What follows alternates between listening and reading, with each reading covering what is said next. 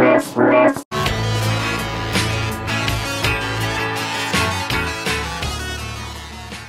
of the most noticeable changes in the iOS 4 update is folders and multitasking. So let's take a look at folders. You can drag and drop an app onto a similar app. You don't have to do it to a similar app, but if you want the intelligent folder naming to work, then you want to group things together in a way that makes sense. I'm going to try putting photos and camera in the same folder here. So I'll just click, hold, and drag an icon on top of another one. Okay, and that named it photography. So in order to create a folder on Android, I just long press the home screen, hit folder, new folder. To name it, I open it, long press on the title bar. So I'll just call this one test. Okay, and I can just drag icons into it that way. Didn't get that one right on there. That's strange. I've never run into that problem before on Android. Let's try this again. That is bizarre. Maybe you can't put that one in there. Yeah, I guess you just can't put your voicemail shortcut in there. Strange. Okay, so there we go.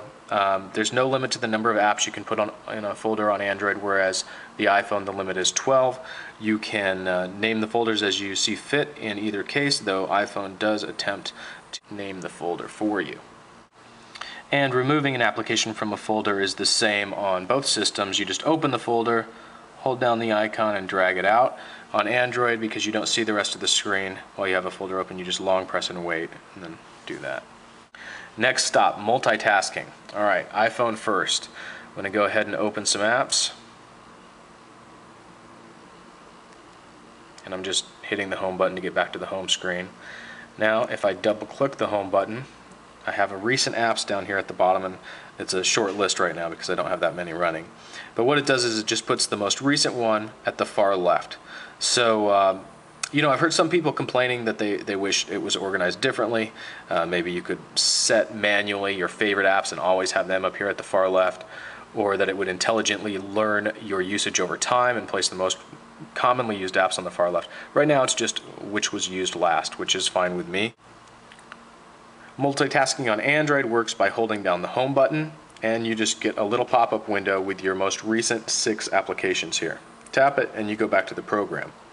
Now, I would consider these to be the top 2 virtual keyboards available on any device right now. A lot of people say that HTC's Sense keyboard, it does not come on all Android devices, was modeled after Apple's keyboard, but there are some things I definitely prefer about HTC's.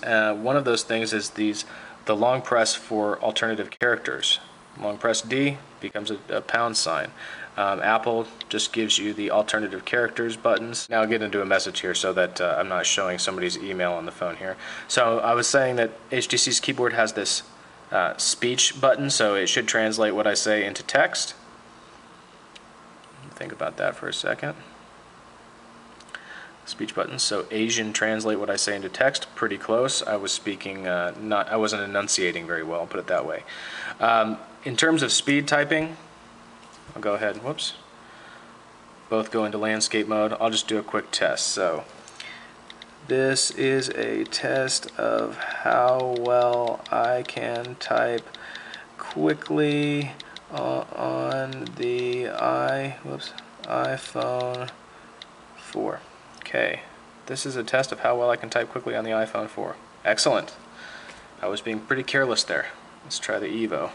Delete all of this stuff.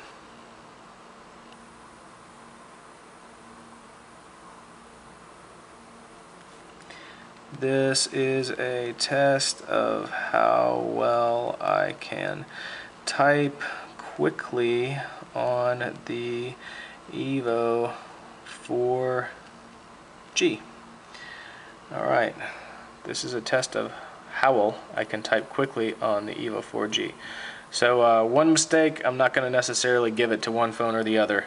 Both are nice. This large screen makes a big difference on a keyboard like this. And there are other options, that's the thing. You can install a multitude of third-party keyboards. If you don't like the installed one, though, I think this is the best one available. Alright, well, I've decided to change this test to droiddog.com.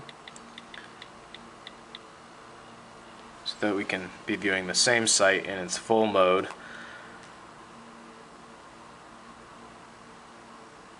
iPhone loads it much faster. So iPhone is done already. Android is still working on it.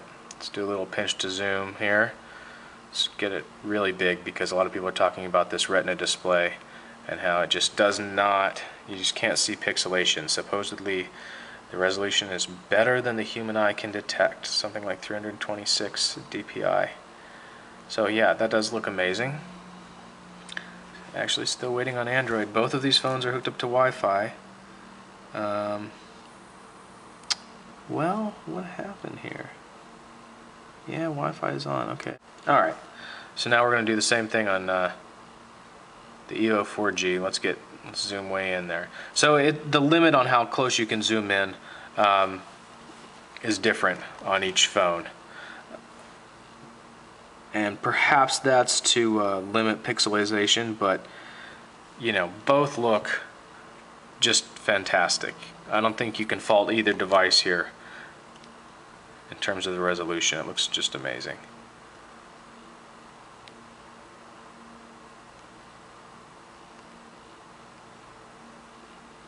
So we're looking at a Droid Apps advertisement over on the iPhone, and you know, this speaks more to the quality of the advertisement than it does to the display of the iPhone. It looks really pixelated. Where are we here? Same thing here on the Evo. See, very pixelated advertisement.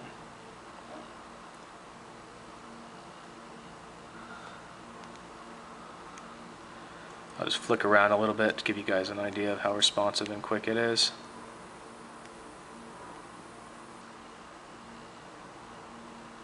Android gives you more kinetic energy. When you flick, it goes farther than it will on the iPhone. The iPhone is takes a little more, so you don't accidentally flip all the way to the bottom of the page. On the other hand, sometimes you want to be able to skim really quickly through a lot of content. Alright, thanks for watching everybody. Stay tuned to droiddog.com. Take care.